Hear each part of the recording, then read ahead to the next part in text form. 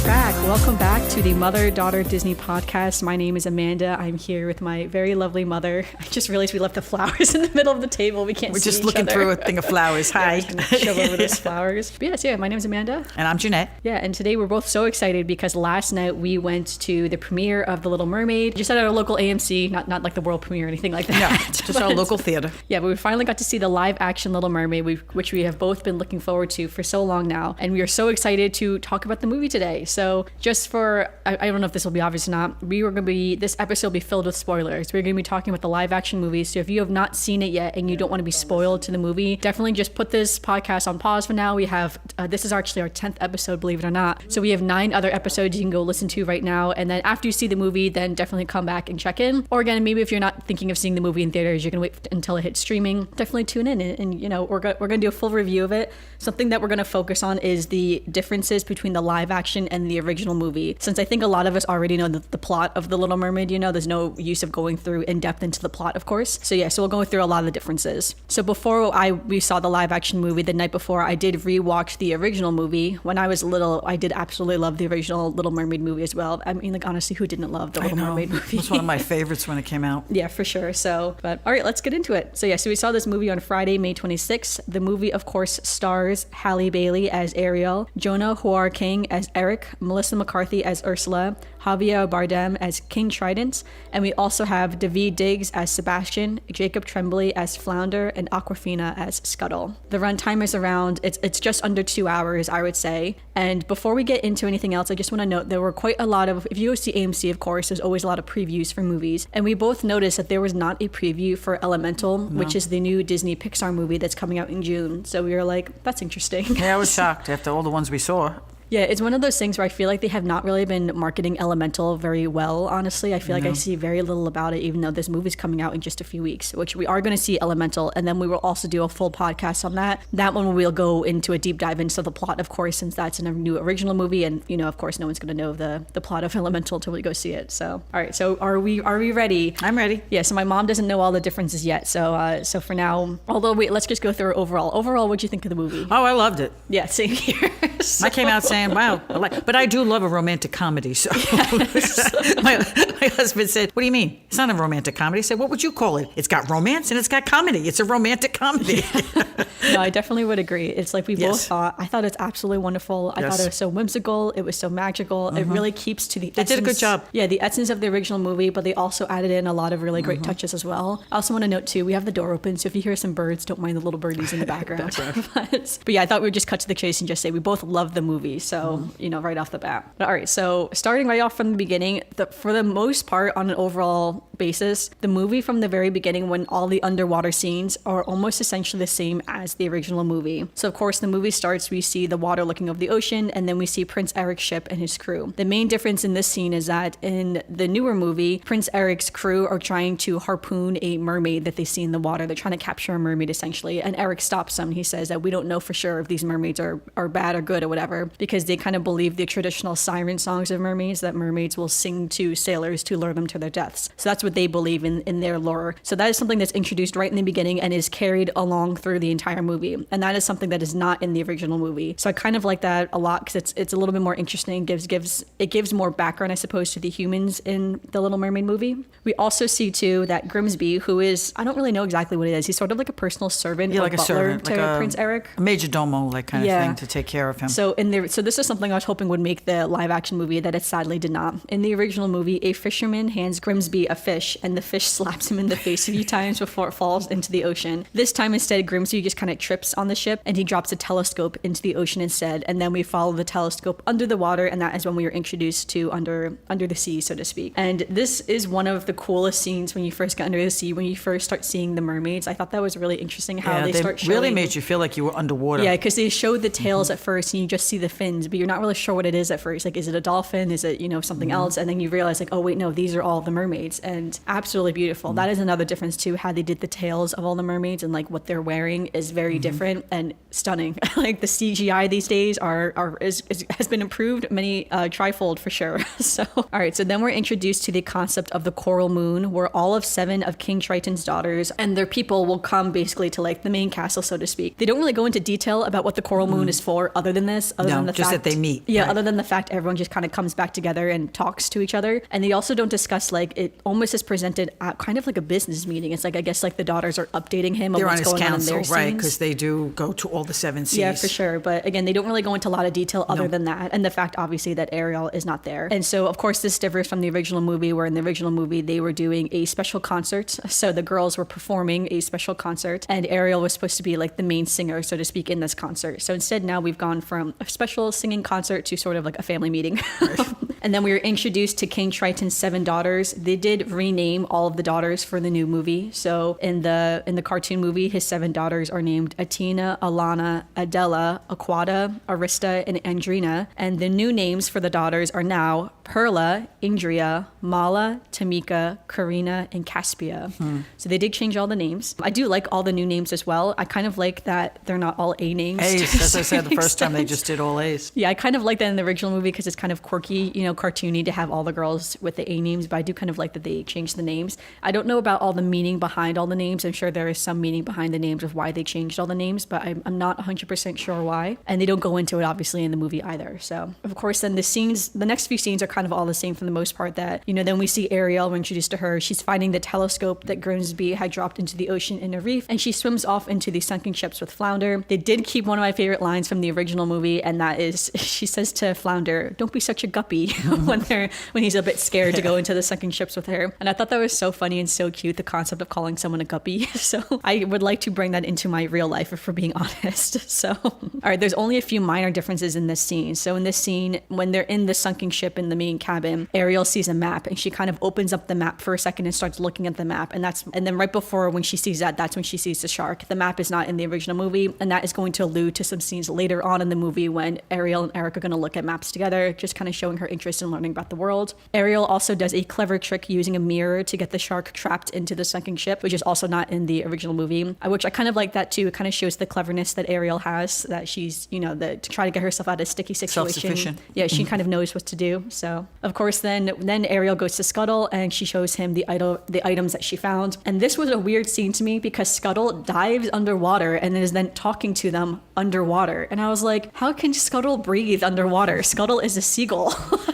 Or a pelican. I was like, this is very strange. There's a couple of things that happen in this movie that you say can't possibly happen. And it's like, I realize it's a movie about mermaids. Yes. I get it. But it's like, let me tell you, the bird breathing underwater really took you out of it for a second. I did think it was kind of weird. And then Scuttle does have a throwaway line at the very end where he's like, well, I gotta swim up to get some air. And I'm like, yeah, how are you talking this whole time? And it's not like a short conversation. It's a fairly long conversation they're having. So I don't really know why they have it under the water and not just slightly above the water. I suppose it's because the first time we see Ariel break the surface is when she sees the ship and Eric and the fireworks and stuff. So maybe they were waiting for that big moment for her to break the surface then. Yeah. But it was just very interesting though, because I was like, how is Scuttle breathing underwater? So, all right, the next few scenes are kind of all the same. King Triton, of course, scolds Ariel for forgetting the coral moon thing. And then Flounder by accident lets it slip about the shark. And then King Triton immediately realizes that she went to the sunken ships. In the OG movie, she had went to the surface to see Scuttle. So again, the same vibes that she's not supposed to go to the surface, of course. And King Triton still sends Sebastian off to watch Ariel.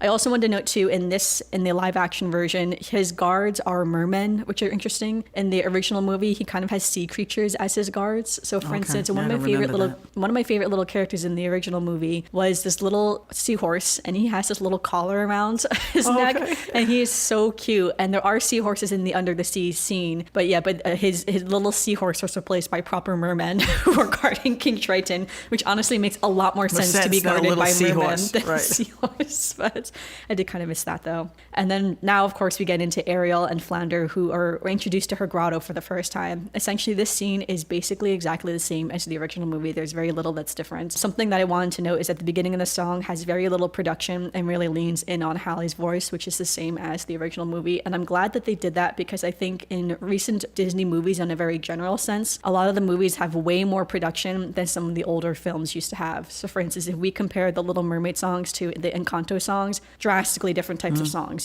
So I really like that they kind of kept to that. And I guess we can talk to here, Halle's voice was absolutely amazing. She is such a lovely... she was really good. Yeah. Yeah, such a lovely singing Yes. voice. Yeah, she was good. I got to tell you, she was exceptional. Yeah, and like it's one of those things too where she makes the song a little bit her own, like the way she sings it. You can tell it's her singing it. She's not just trying to copy Jodie, you know, the way that she sang the same part of your world. But it's still that classic longing feeling that, you know, we would imagine in the part of your world that this is all that she wants. This is all that she's ever dreamt of. And it's the only goal that she has in life. And she does a phenomenal job of it. All right, so of course, then now we have the fireworks that she sees at the surface, which intrigues her. So she goes up to the surface and she watches the fireworks. A lot of this is essentially the same, but they've added a little bit more to it. So she gets to the ship, she watches them singing and dancing. Max, who is Eric's dog, still comes up to her. In the original movie, Max licks her face. In this one, she's just kind of petting Max. So they immediately have that little bond between the two of them, which I really love. And then she overhears a very passionate speech given by Eric about how much he really wants to explore the unknown. He wants to help his people become more cultured. He wants to connect his people to other cultures around the world. And he doesn't want his people to be left behind. He really essentially is saying he doesn't want to be forced to sit in the castle, as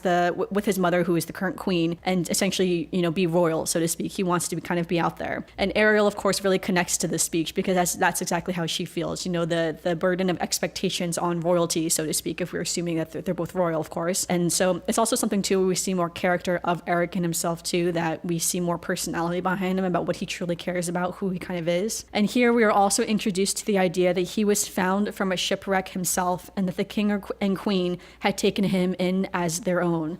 So again, this is different from the OG movie as well, because Eric's parentage was never discussed at all. No. Like, it was never mentioned. So we never really knew about Eric's parents or, the state of the kingdom, so to speak, at all. So, and this becomes a major plot point as well. It is implied that the king is no longer, that he has passed away, and it's only his queen, his mother, who is still ruling at the moment, which is why he is so important, because he's the heir to the throne, of course. So then, of course, we still have the storm that happens. The ship gets destroyed. Ariel saves Eric, and then Eric goes back to save Max, of course. And it's funny because he throws Max off the ship. And even in the moment when he threw Max off that ship into the ocean, and Max has to swim then to the lifeboats where all the men are, I was thinking, it's like, this is a very long distance for this dog to swim from the sinking ship to that lifeboat. And sure enough, as I was thinking that, then you see under the water Ariel go, and she kind of pushes Max along to get him to the lifeboat. And when that happened, I was like, yeah, I thought so. It was a long distance for that dog. Well, it was better than swim. leaving him on the ship. Let's put it that way. No, yeah, for sure. I just thought it was kind of funny because I was like, oh my gosh, like this dog is just like, he's really struggling to make it to that lifeboat. But it's okay. The dog survives, of course. It is a Disney movie after Right. all. They're going to kill the dog.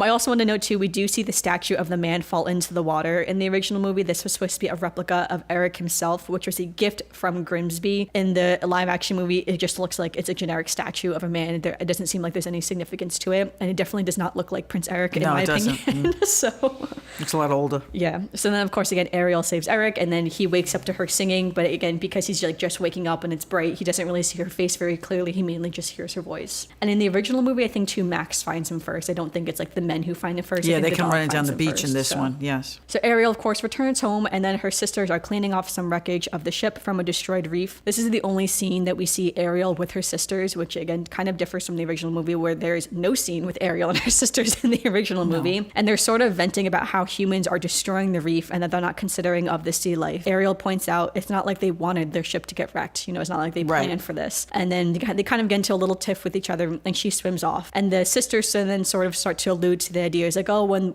we were like her age, we didn't want to hang out with our sisters. Like, we only had one thing in mind. And they kind of imply, like, I wonder who the lucky man is. And that's when King Triton overhears that and realizes, like, oh, maybe she's met someone, she's in love with someone. I also like how they say lucky man because they're mermaids.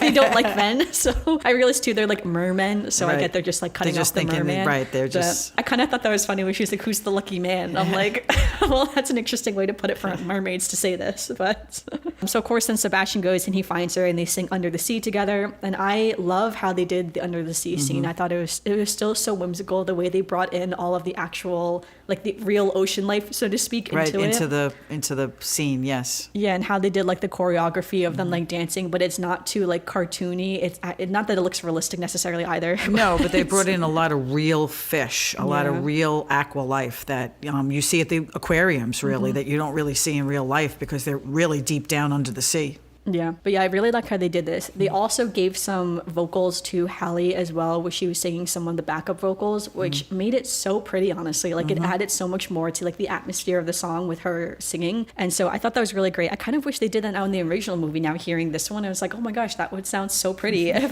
Jodie was also singing in the original Under the Sea. And then the same thing still happens when Ariel and Flounder swim off together and likely to go find the statue of the man. We don't actually see them do that in the live action movie, but it's kind of implied. So now I will say I'm forgetting some of the order of these scenes, but at some point around this time in the movie, this is when we go back to Prince Eric. He has obviously been saved. He is with his mother, and the queen, who is very concerned about his health, obviously the heir to her throne, just was in a major shipwreck. She's quite concerned, and he points out again that the importance of not wanting his culture to fall behind with the other cultures. But the queen notes how many shipwrecks there have been recently, and everything that he went to go trade for is now all at the bottom of the ocean. So all that work that he was away for so many months kind of amounted to nothing, which is kind of sad if you think about it. Of course, then Eric runs off and he sings a new song, a ballad called Wild Uncharted Waters, essentially about wanting to find Ariel, about hearing the voice, how her voice is kind of stuck in his head, but also his love for exploring uncharted waters. And I really like the song. I thought this was a really great addition to the overall movie. Yeah. It's something Disney has been doing more recently as well, is writing emotional ballads for male characters. The first time we saw this was with Kristoff in Frozen 2, so I'm glad that they're kind of writing more ballads for men in this way. Well, they're trying to build up their characters as opposed to just being the male sidekicks. Exactly. It gives him more of an arc, you know. Same thing when we were with Aladdin. Jasmine had her own song. They gave her more of an arc than background to like what she wanted and what her importance was, especially too, since they're essentially the main two characters.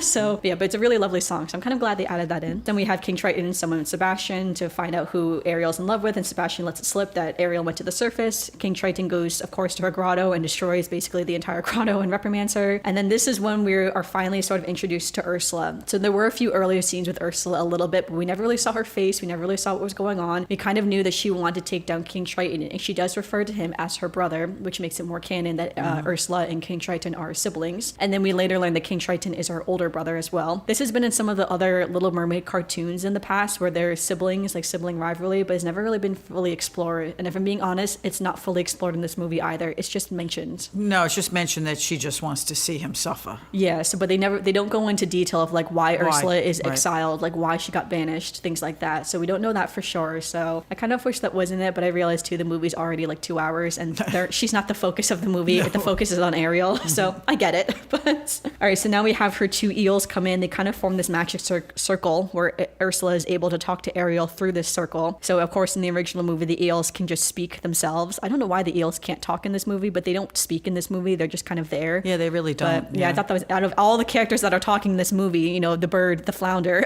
they just the look crab. Evil. There is a really funny line when Ursula's introducing herself and Ariel doesn't know who she is, and she's like, I'm Ursula, you know, your aunt, and she goes, the sea witch, and Ursula goes, the what? Because apparently she did not know that is what she's referred to. But it was very funny though, and Melissa McCarthy delivered that line very well. Yeah, she did.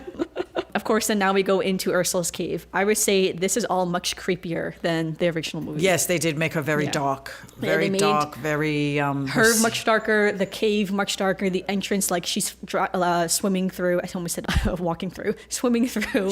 They also make her seem like a real octopus. Because she's upside down at some point, sideways, where in the original movie she's always just really floating around. She does have more tentacles than an octopus does. She has way more than 8 is what I mean. But the way that she moves is much more like how you would see an octopus move than just kind of floating around, which makes her creepier, from being quite honest. But I really like that though, when it makes it a bit more authentic to the creature that she is. So I'll say this is not canon, so this is just lore that I've read elsewhere. But apparently part of the reason, I say in quotations, that she was banished is because she decided to take that form of the tentacle creature rather than the traditional mermaid form with the mermaid tail. So I mean, like, apparently that was something she chose to do, was to take that, I don't know, the octopusy type form.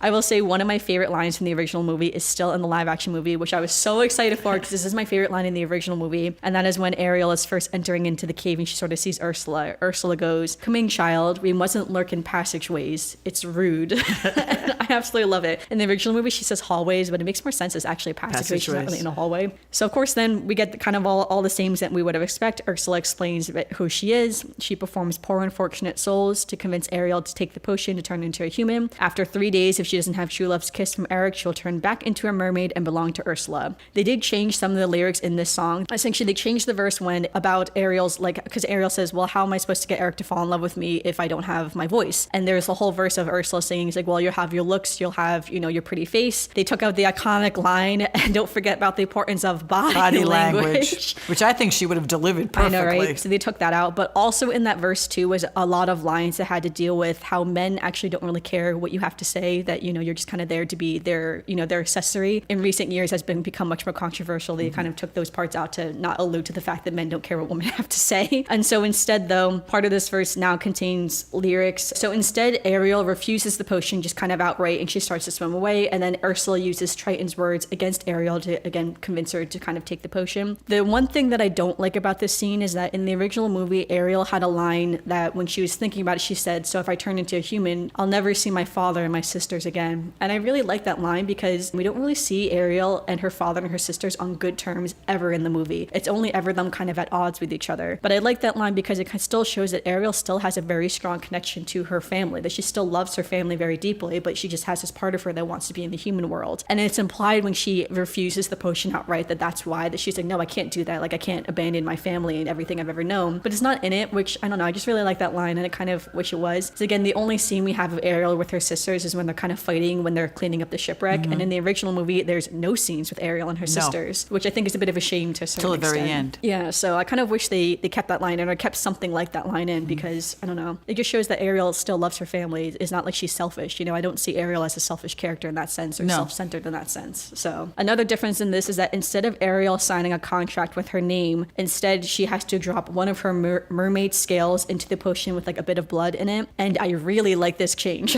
because this is one of the conspiracy theories sort of around the original movie, was why Ariel couldn't just write down her name or write down what was going on to Eric when she got to the human world. Part of people was like, oh, well, she can't speak English, she can't write. It's like, but she can write. It's proving she can write when she signs that contract in English with her name, and she actually has very nice penmanship. So I kind of like that they took that out and just did it with the scale, because it kind of removes that element of like, maybe she can't write, maybe she doesn't know. She doesn't know how language. to write. She didn't learn how to write under sea. Yeah, exactly. Right. So I kind of like that. I think it makes more sense too, like potion wise, if you're thinking of like witches and wizards type stuff, like to use like a scale of yourself, like a drop of hair, is often a thing in potions. Yes, more of a potion than signing a contract. So now once Ariel is swimming to the surface, this is when the movie starts to drastically change from the original movie. Not drastically change, I guess, but there's a lot more details that are quite different. The first thing is that she's caught in a fisherman's net, and the fisherman brings her onto his boat, and he gives her kind of like the scrap of fabric for her to wrap herself in. In the original movie, she just washes up on shore, and Eric actually finds her on shore. We still have the same scene with Scuttle. Once we get to land, the fisherman kind of says like, I'll bring you to the castle, they'll know what to do. And then we have a new song, which is called For the First Time. And this is kind of a song that Ariel is singing in her head as she's seeing everything in the human world for the first time. And I really like this inclusion of this song. One, we get to hear more of Hallie singing. She has a lovely voice, as we've already previously discussed.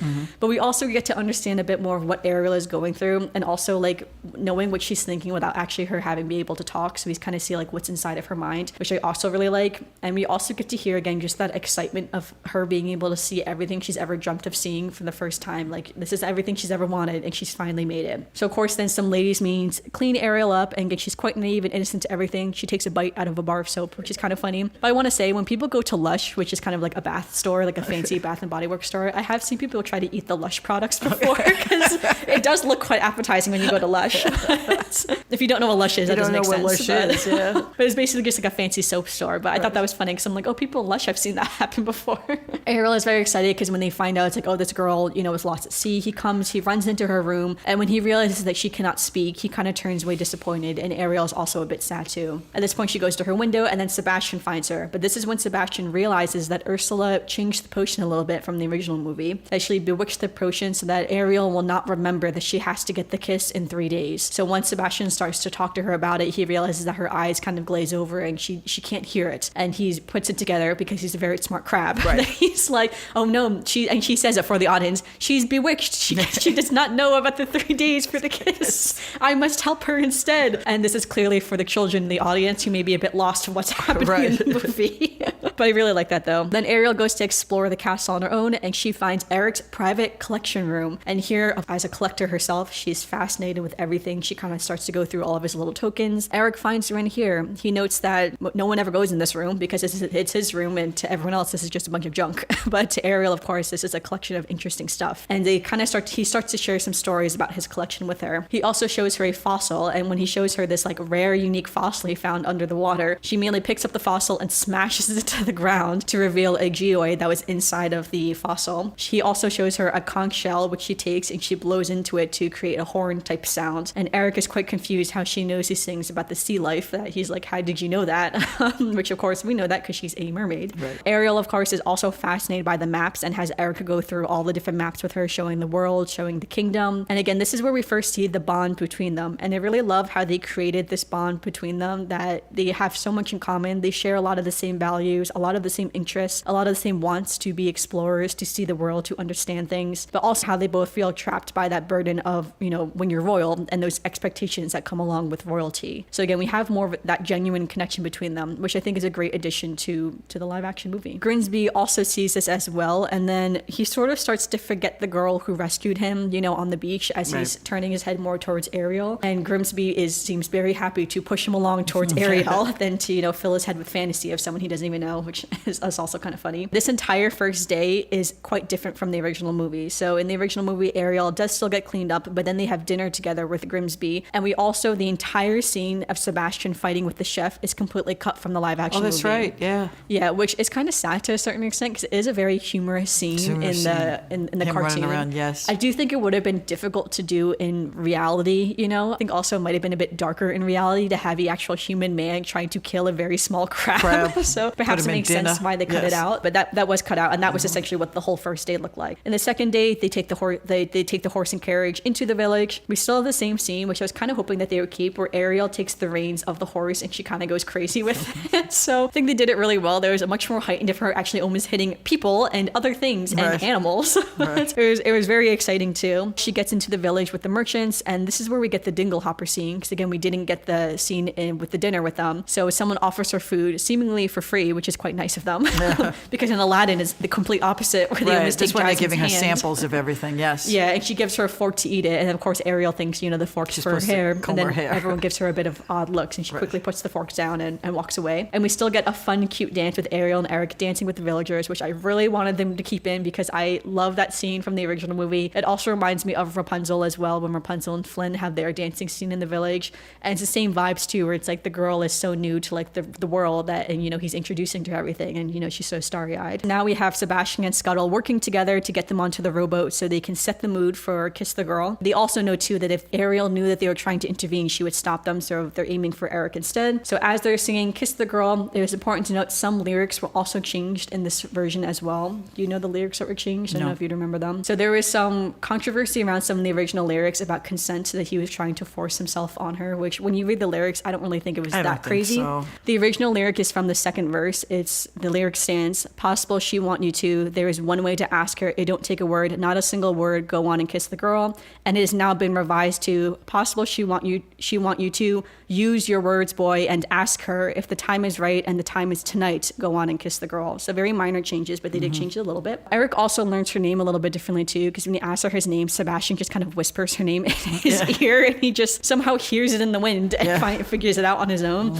But here though, he's showing Ariel the constellations, again, things that he loves and she's fascinated with, and he shows her the constellation Aries, and she kind of uses the constellation Aries to kind of formulate the word Ariel with him, which I thought was really cute, that she gets to tell him her name. She gets to tell him what her name is. Yeah, and also, you know, I saw something online of someone say too that it's really cute that he was always following the constellation Aries to navigate the world the way that he's now been navigated to Ariel, which I thought was kind of sweet. The eel still flipped the boat upside down. Ursula realizes that she needs to intervene, and she didn't think a mermaid without her siren voice would be able to convince a human to fall in love with her, so again, she didn't give her credit. But I kind of like how they're really focusing on the siren singing in this, because again, that's not in the original movie, but it's something that's quite popular within mermaid and siren lore in a very general sense. So again, we go back to the castle, and then we see, you know, Eric and Ariel kind of hiding from his mother. I'm kind of annoyed at Grimsby because Eric starts to open up to Ariel about the pressures of the expectation, and then Grimsby finds them hiding in like the little alcove, and it's like, what you guys doing? It's like, dude, he was about to open up and say something important, but we didn't get it. So I kind of wish we had that. Grimsby also kind of pushes Eric more towards Ariel. Eric, being a man, goes out to the beach to think about his thoughts. Now he's out there brooding, thinking about his thoughts. Right. And then he realizes Ariel is the one. And as he's running back up to the castle, that is when we see Vanessa, who is Ursula's human form, start to use Ariel's voice and lures him back to the beach. He sees Vanessa, and then we kind of see the look in his eyes change. There's kind of this golden look to his eyes as he's placed under a spell from Ursula. So it's heavily implied that he's placed under a spell. And we know that that's for sure from the original movie as well. So I think in the next morning, Scuttle comes to tell them, and this is a new song too they added called the Scuttlebutt, which is just a funny little song. Like a little comedic relief type song, delivering the news that Eric plans to propose to someone he barely knows today. Ariel thinks it's her. She runs down. She overhears Vanessa talking to the Queen and Grimsby. And Grimsby is also quite confused why Eric wants to do this so quickly. And Eric is also quite aloof and confused as well. So alluding to the fact he's under a spell, that he doesn't really know what's going on. Like he seems quite confused. Then Ariel runs away sad. And then we still have the same scene where Scuttle realizes that Vanessa is Ursula when he hears Ariel singing again through the song. Goes and he sees Ursula with the enchanted necklace and her true reflection in the mirror, which is the same as the original movie. Right. So then we got our core team, Scuttle, Flounder, and Sebastian go find Ariel, inform her of the trick that Ursula is playing, and she runs back to the palace. Back at the palace, Eric asks Grimsby if he's seen Ariel all day because he's been looking for her. And Grimsby points out that, yeah, she ran away because she was sad because you're marrying someone else. So Eric is still quite confused. Is the thing. Do you blame him?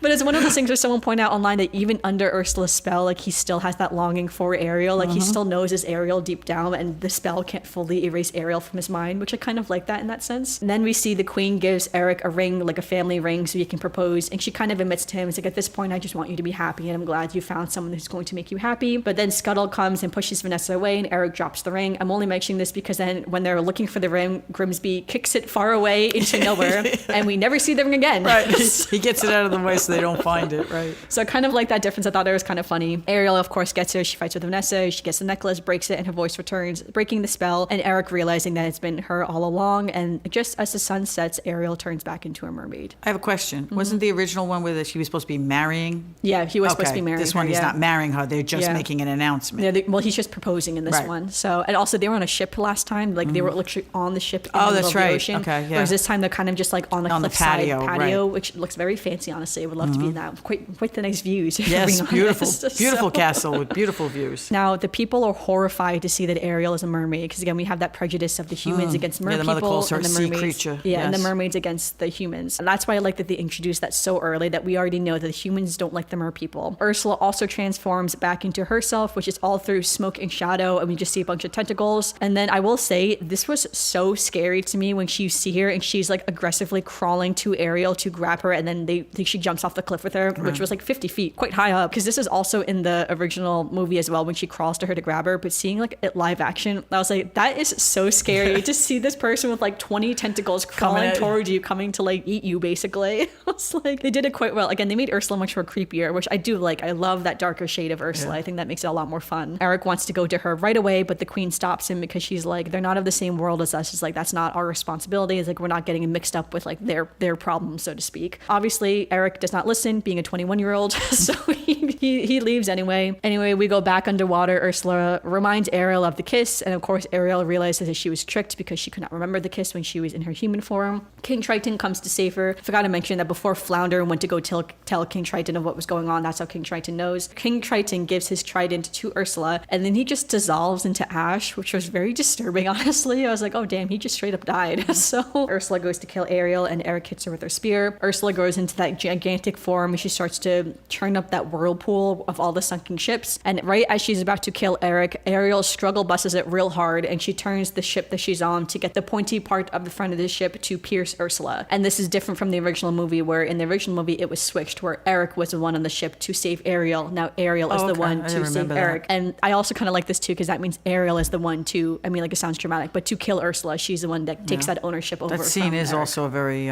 graphic, tough scene. Yeah, too. it's a very dramatic scene. Yes. it's quite scary if we're being really honest. It's like one of those things. It's like, I'd be scared to go swimming again if I saw that. It's like just being pulled underwater. At that point then, if Ursula, fades, underwater, we don't really see exactly what happens to her. And then Ariel must decide, as the trident is falling into the water, should she go up to Eric, who is, he's floating with a piece of wood, so he's not drowning or anything like that, or she should go down to the trident for her father. And she picks her father. So she swims down and she retrieves the trident. And then as soon as the trident hits the sand, King Trident is just brought back to life, honestly, or King Triton is just brought back to life. Unless they take the power back. Yep. Right. And then they have a mini little heart-to-heart moment where he kind of reminds her, again, Eric is of the human world and you're of the mer people world, and it's supposed to be separate. Eric makes it ashore. He basically has the same conversation with his mother, where his mother's like, they're the mer people in their world and we're in our world and we must have different worlds. And they kind of go into little separate directions at that point. And then we still have the same scene of Ariel laying on the rock looking longingly at the beach in the castle, and King Triton has his realization that Ariel will never be happy in the water, and at the end of the day what he wants to see is his daughter happy and fulfilled. And so it's assumed that he turns her back into human. We don't actually see the transformation, but what we do see is Eric and Max kind of playing fetch, and then Eric turns over and Ariel's just standing there in her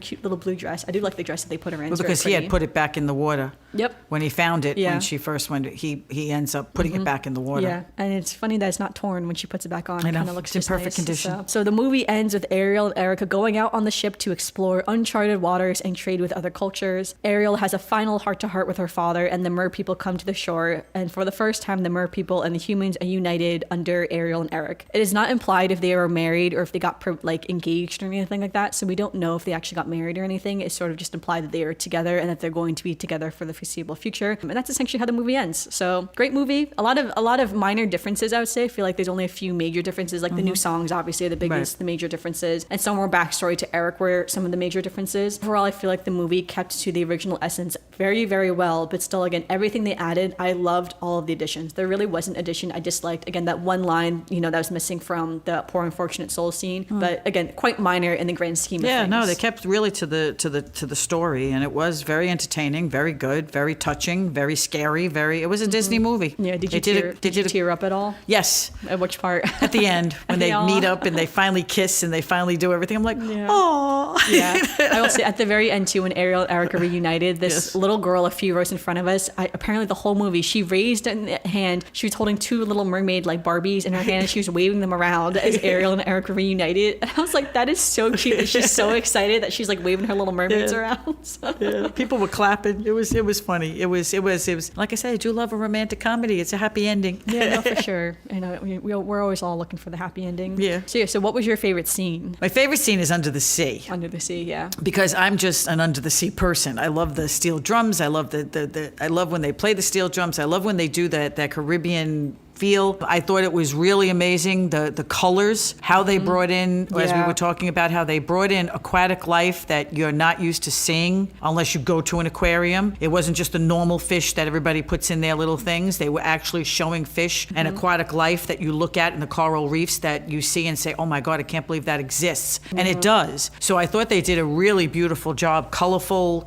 lifelike. I thought everything about that was really fun. Yeah, no, I would definitely agree. I think that's a really great point. I guess something that we should also point out as well, we like to watch the credits of movies, so we stayed and watched the whole credits. And at the end of the credits, we found out this film was filmed in Sardinia in Italy, which is really cool. One, my mom has a first cousin who lives in Sardinia in Italy, which is amazing. So when we saw that, I was like, we got to call her and be like, girl, watch the movie. Have you seen this? I'd also point out too that they sort of changed the setting of the movie a little bit. So the original movie is supposed to take kind of off this coast of Denmark, whereas this one I think is supposed to be in the Mediterranean Sea, somewhere more or less, because they're in Italy. However, with the steel drums, it has a very Caribbean vibe to it, but there's no palm trees. So I don't really know if they're supposed to be in the Caribbean, but they just filmed it in Italy, or if it is supposed to be the seas because it is the seven seas. That's technically what King Triton is the king of. So yeah, so it's a bit ambiguous. They don't really go into it. Again, this is a story about mermaids. So yeah, but it's not in Denmark, that's for sure. Yeah, again, it's a story about mermaids, so they could be anywhere. It could be fictional, obviously, of course, but yeah, I just want to point out that they kind of changed it to be more of Caribbean vibes, which I kind of liked. I thought it made it a little bit more fun with the steel drums and everything. My favorite scene, this is very specific, but I love that scene when Ariel breaks the fossil to find the geoid, because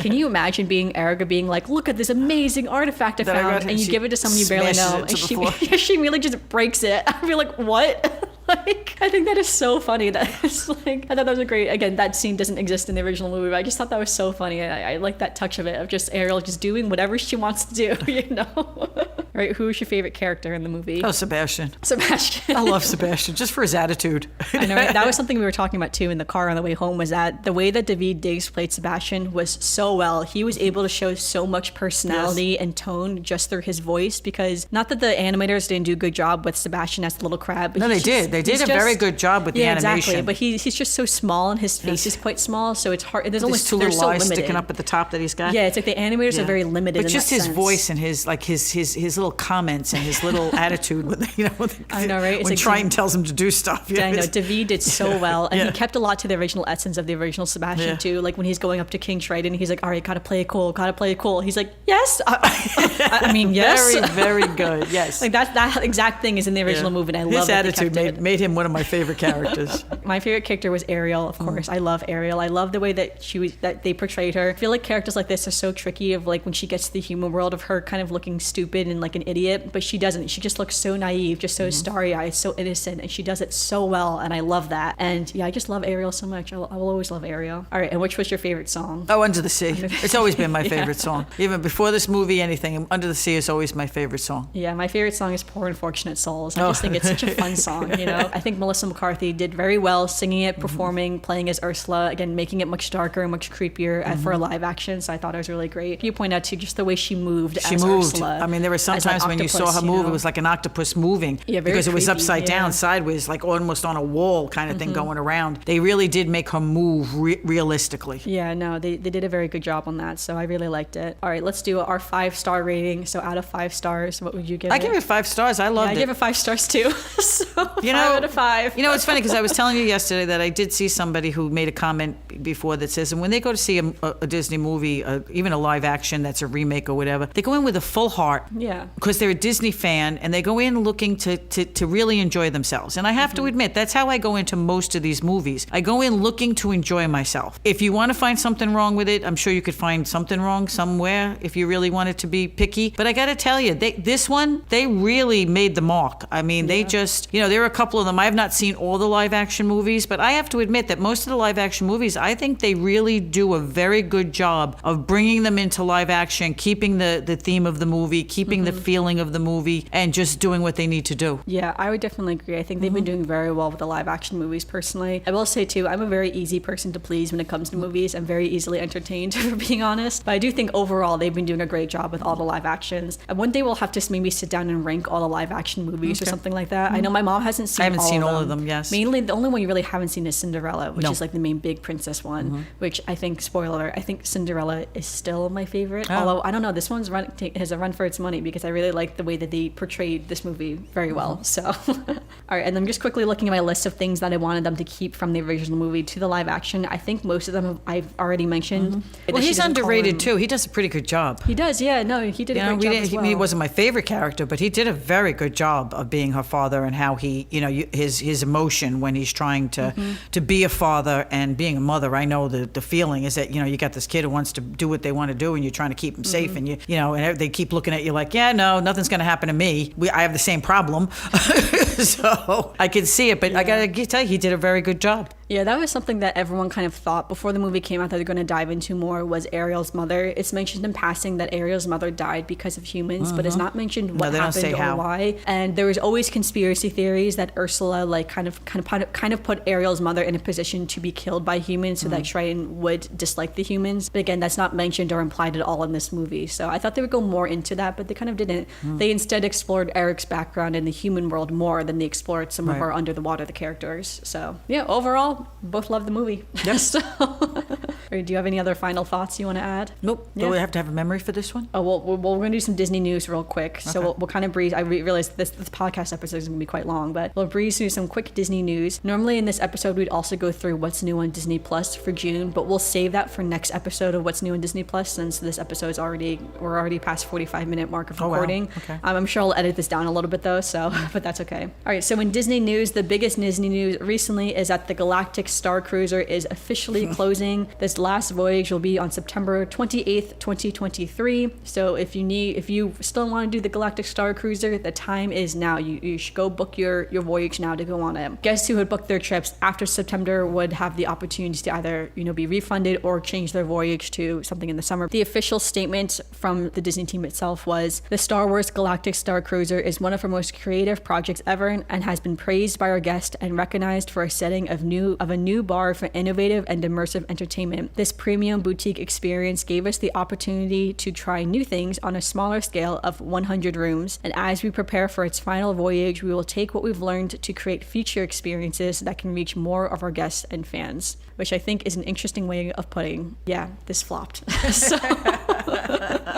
And at the end of the day, it only flopped because it was so expensive, Well, what I also said is it's expensive and you're only going for 1 or 2 days, which means that you're also going to other Disney hotels or other hotels around for the other time, which means you have to pack up and move there, and then you have to pack up again and move out. And it is very expensive. I mean, obviously people who went really thought it was really great. And they really had a good time, but it is a very expensive experience, and that's a very limited. Like, to give people an idea, in case you're not sure, the most inexpensive way you could go for this voyage was for 2 people for 2 nights for $5,000, which is kind of a lot if you think about it, for 2 people for only 2 nights. I mean, like, not surprised. Again, if you're a family of 4 or 5 and you want to take your kids to this, like, you're going way up in like almost $10,000 at that point. I'm not a Star Wars fan, obviously, as we all know from our podcasts, but I have to say that you also have to realize that I've been with you to Hollywood studios, and you can actually immersify yourself in the Star Wars culture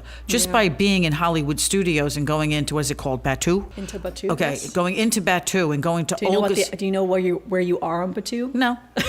But I know I'm in Batuu. That was good enough for me. Yes, Batuu is the planet. Okay, so well, that's good enough for me. But what I'm thinking is, being an outsider, okay, when I'm there with you, I'm sitting there watching people go by, doing this, doing that, walking from here, walking from there. You are immersed in there. And if there are people that come, maybe they're not dressed the way they do with this Star Cruiser, but if you wanted to come dressed, you could. If you wanted to immerse yourself in the culture and go to Olga's Cantina and eat the foods that they serve and do whatever, you really don't need to spend $5,000 so you can sleep in a starship. Well, it's like you're on like a mission when you're doing that. Yeah. So it's like you're doing missions when you're there, and you're very involved in like what's going on. Yeah, I don't know what the missions are. I've watched some vlogs on it, of course, but and to tell you anyone in depth, I wouldn't 100% know. But again, I've only ever heard positive things about the people who I've went never heard on a bad thing about it. Nobody's complained. Everyone says it's amazing. Again, the only downside is that it is expensive, So it's like, I love that idea of the immersive I think they experience. also opened it at a time when all of a sudden we are not where we were 5 years ago. Oh, well, yeah. People are being more post-COVID. specific about what they're spending their money on. Things are not going well for a lot of people, economy-wise. So I think that they opened it at a time when people were not freely spending. And I think making choices is something people are doing now with their money.